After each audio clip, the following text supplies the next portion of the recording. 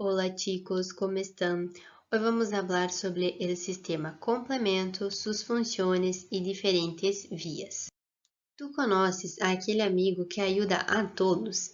Entonces, este es el sistema complemento. Este sistema actúa sobre la inmunidad innata y sobre la inmunidad humoral, pero con diferentes mecanismos. El sistema complemento está compuesto por proteínas séricas e proteínas de la superfície celular, que al interactuar entre sí têm a acción final de potencializar a imunidade inata e a imunidade humoral, ou incluso generar um complexo de ataque que inducirá a morte de los microorganismos. As proteínas interactuam entre si formando uma cascada proteolítica que permite a ativação de várias proteínas. Estas proteínas se encontram normalmente em forma inativa e se ativam quando se unem a microorganismos ou quando se unem a anticorpos ligados a estes microorganismos. E também existe uma pequena taxa de ativação espontânea do complemento. Pero para que o complemento não se una a las células normais do huéspede, existe outro conjunto de proteínas que se denominan proteínas reguladoras, las quais estão circulando e também permanecem em la membrana celular, inactivando as proteínas del complemento para que não se dane el tejido normal. El complemento se encarga de producir la fagocitose de los microorganismos sobre los cuales se ativou, induzindo la inflamação, generando la lisis de microorganismos e facilitando a ativação de linfócitos B e a produção de anticorpos que estimulam a imunidade humoral. Luego veremos que a ativação do complemento produz uns fragmentos denominados C5A, C4A e C3A. São os encargados de ativar a inflamação al induzir a desgranulação de los mastócitos e induzir a motilidade e a produção de espécies reactivas por parte de los neutrófilos. Además, a C5A pode estimular diretamente as células endoteliais para aumentar a permeabilidade vascular e a expressão de C-lectina.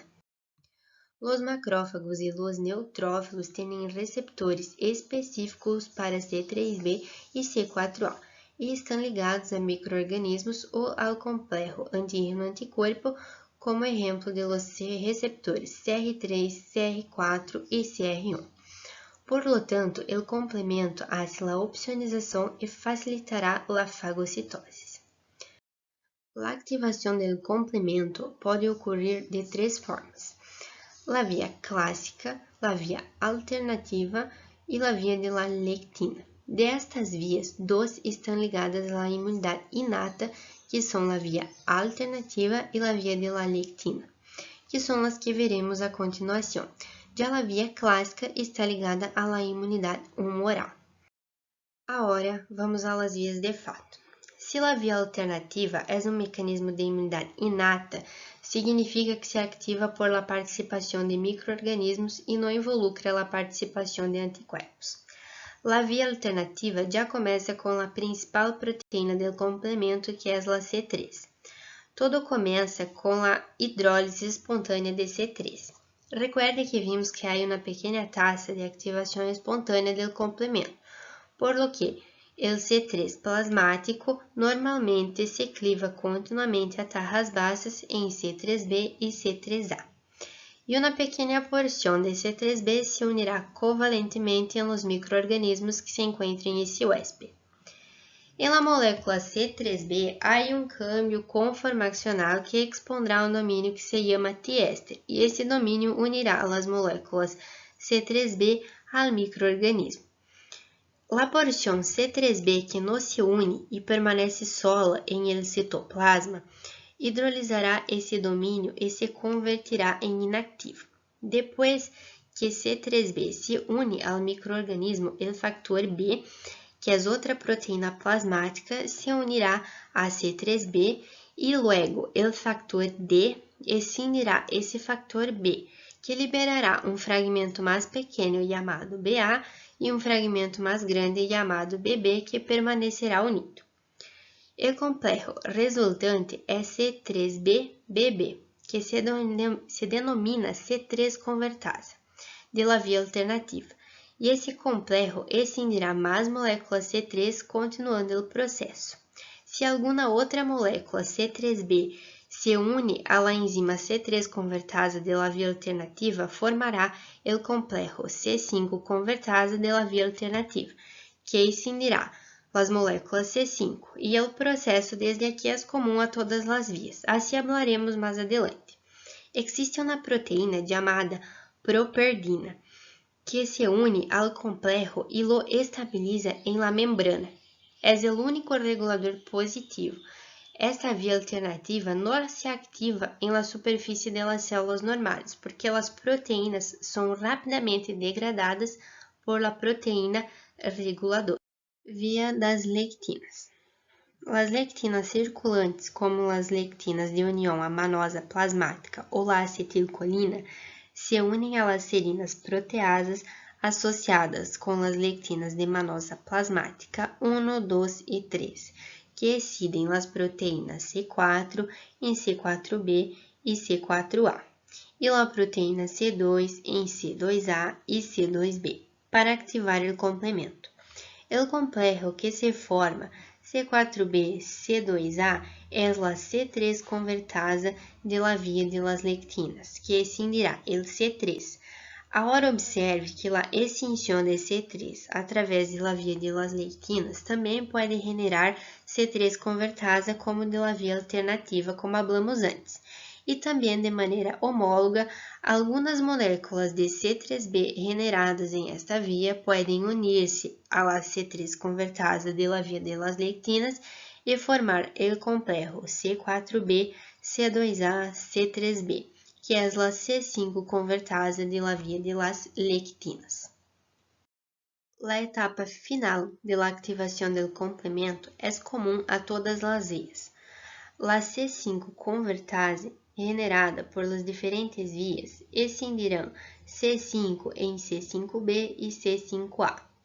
C5b permanece unido à la membrana celular e permite a união de las proteínas C6 e C7. O complejo resultante C5b, C6, C7 é hidrofóbico e, por lo tanto, se insertará em la bicamada lipídica e se convertirá em um receptor para a molécula C8.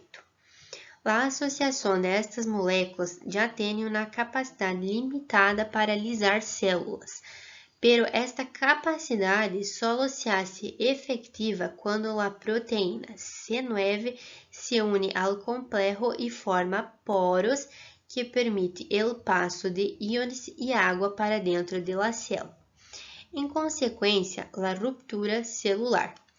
Este complejo final se denomina complejo de ataque à membrana e é através de este complejo que se produz a lise celular.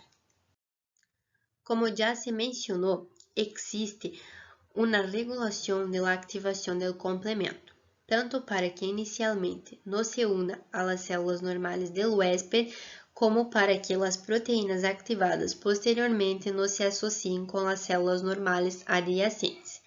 Esta regulação é realizada por las diversas proteínas reguladoras que atuam em diferentes fases de ativação. O inibidor de C1 inibe as proteínas C1R e C1S. Algumas proteínas de membrana, como a proteína cofator de membrana, o fator H, o fator de aceleração de la desintegração, o fator do complemento tipo 1 e a proteína de união C4 podem unir-se a C3b e C4b, inibindo competitivamente a união de outros componentes de la C3 convertase e la C5 convertase. Finalmente, a formação do complejo de ataque à membrana é inibida por la proteína de membrana CD59, que inibe a adição de uma molécula C9. Esta proteína de membrana está presente em las células normais do huésped, pero não está presente em las células do microorganismo.